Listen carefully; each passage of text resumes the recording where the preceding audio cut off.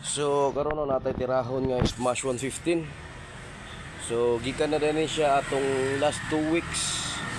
Diri sa tuwa nagpa-findings kung say problema siya ang unit. Ito nakuha na nato na nay problema iyang third gear. So gawa pa may budget. So iya lang sa gigamit. Karon ibalik siya sa tuwa kay nagka-problema na gyud iyang motor. So mo lang ning issue karon ang pagkahuman sa third gear kanina pod. So wala nato ni siya nahilabta no kay nagpa-findings na ni siya kay wala pay budget. Karon mao na ni siya nahitabo. Start na to siya. So mapansin ninyo no. Mapansin ninyo ning kickstart niya. So ingani may tabo siyang kickstart to. Yan siya kabana. So atong buhaton ani ron, isbantulo na to ning makina. Kay pangitaan na lang daw niya budget. So karon nato sa ni siyang idaw ng makina niya para makita nato kung unsa yung problema o kung sa puy nahitabo siyang third gear kay nganong banha kayo. So ato na siyang sugdan. So dara no. Nadaw na nato makina. Dinaynayo na nato ning dismantle para makita nato kung unsay nahitabong problema dito siyang third gear o siyang kickstart. So bungkagaw na nato.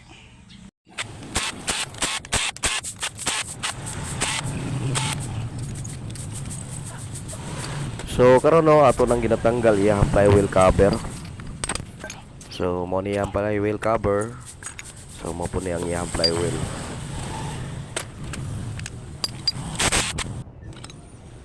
So gipas forward na nato no kay taas kay ang video. So mao na ni siya gitanggal na nato ang iyang flywheel. Karon diri na sad ta sa iyang head. So karon ginatanggal po nato ni kay iyang kaning iyang compression release. So mao ni siya ang compression release no kani atong ginatanggal karon.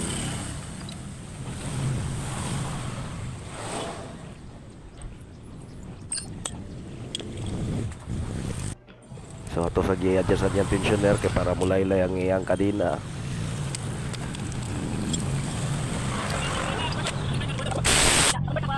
So karon ginatanggal na nato iyang cylinder head.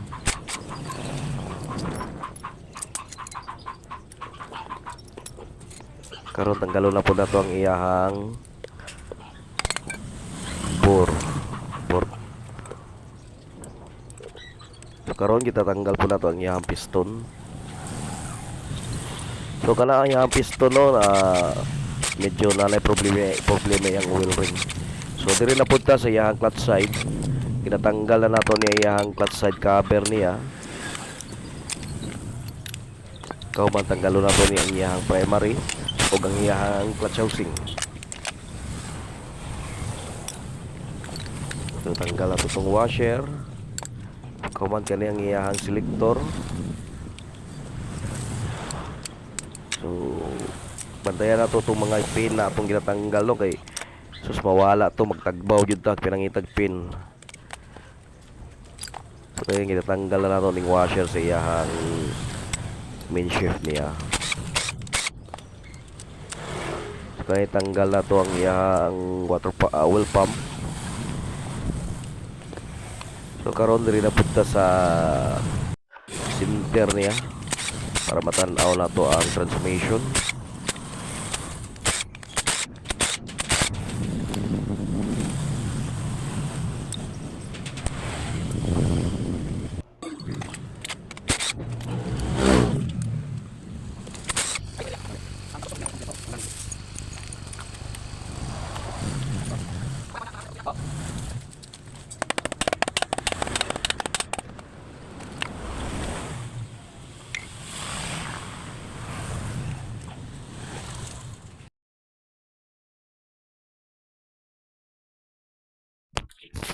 So mao na siya no ato na siyang gitanggal nya mao na ni ang iyang return spring sa iyang kickstart. So kung mapansin ninyo siya no, nabali ang iyahang ang spring sa iyahang kickstart, iyahang return spring. So mo ni iyahang sumpay. So naputol yun siya no. So bantog na nimo pag i-start nimo ang motor mo down ang iyahang kickstart kay ang iyahang ang return spring nabali. So mo na ang iyahang return spring na nabali. So karon no ato tong tanawon ang iyahang third gear kung unsa jud nahitabo ato. So kuhaon na to niyang iyahang counter ug main shift niya.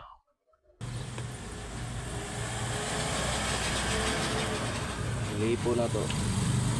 Kasi naka-problema iyahang third gear.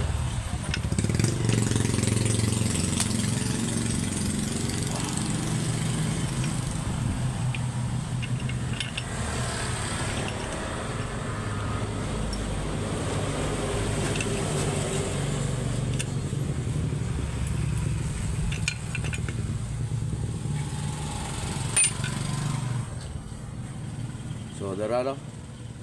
Kita ninyo na siya bangag-bangag.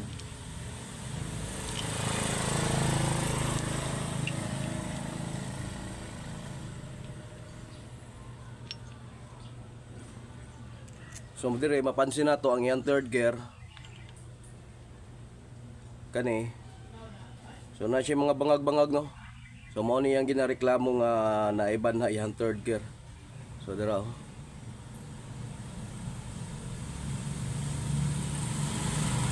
Yang gireklamo. So diri sa pikas ang iyang atbang, ang iyang counter. So medyo na po siya tama. So third gear atbang atong papalito din siya ha. Nya og atong spring. So wala na laing problema no maura to. Papalito na lang nato tagiya.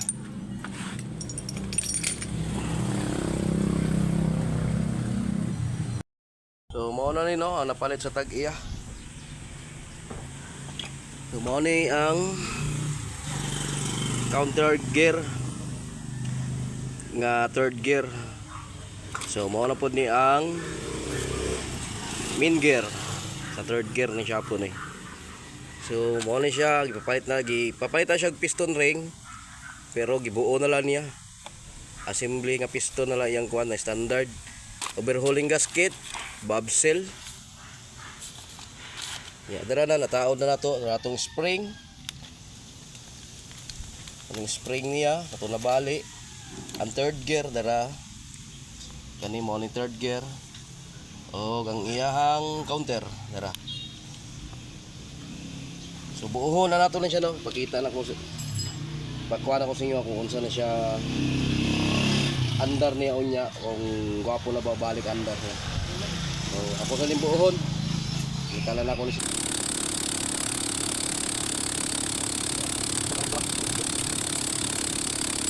So karon no binataon na nato ang iyahang kickstart pagkahuman kani iyahang transmission gear.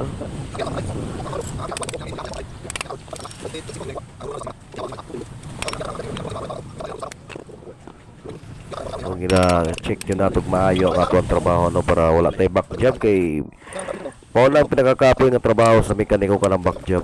Mao nang ang akong trabaho gina-double check nako bago ko mag-plaster job kay para walay back job may tabo kay kapoy kay ginang back job. So karon nato na ni taon ni ang iyahang pika side niya.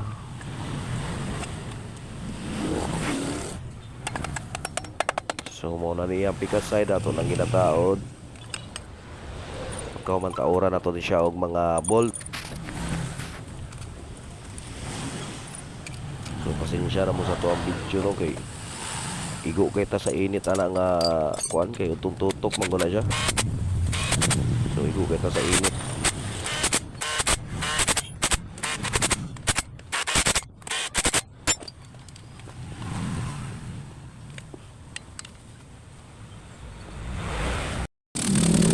Karon no diri na punta sa iyahang clutch side rod. Hina na po nato ni siya buo.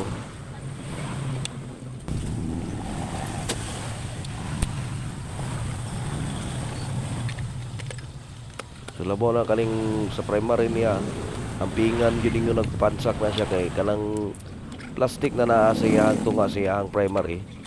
Pag mo gawas kay na dia siyang housing, manglagpot yun itong gagmay king spring. So matagdaw yung pinangita so pagkulagpot to siya. So kana ginampingan nato na pagpansak kay para di lang siya kalagpot. So karon nato na siyang gipanglock, gipang tawran og kanang nut. Ato na siyang gipanglock. Gamitan to gimatic.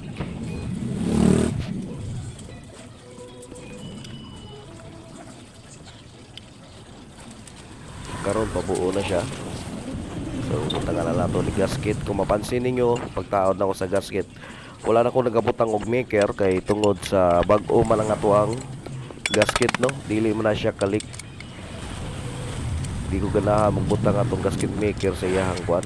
Labaw nagbalik og gasket, but nga mo gasket maker mga pila ka weeks ana wala na magsugod na siya tubod. Manggawas ang iyang asiti. So sa pagtaod sa gasket, no, limpyuhan lang yun natong maayo ang dapatan sa ato ang gasket. So diri ginataon na nato ang iyang bor. So medyo gikat na to ni diri, no, gihuman na lang nato kay medyo taas-taas na yung medyo.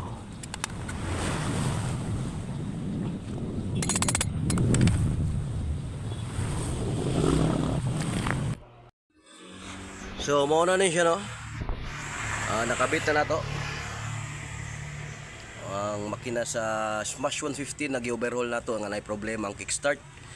So karon testingan na to siya paandar kung mubalik pagyapon eh.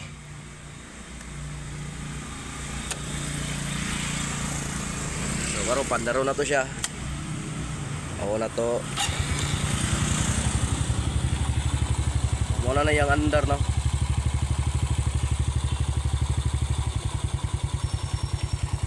So okay na siya. Taon na nato ni para dahil makuha na ni sa tagiya kay mo duty na ba itong tagiya ni. So okay na to ang Smash, ready for pick up na ni siya.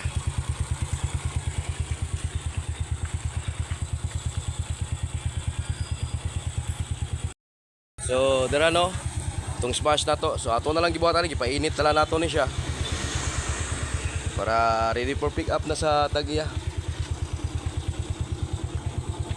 Good running condition na siya. So gipatuyok na to na siya sa third gear, no, kaya nag-ilis biya tag gear ani sa transmission, nag-ilis tag third gear. So ipatuyok sa nato siya, gipabait sa nato yang third gear. Nagdalan sa nato na siya pila ka minuto diyan na mag-andar siya na naka third gear siya.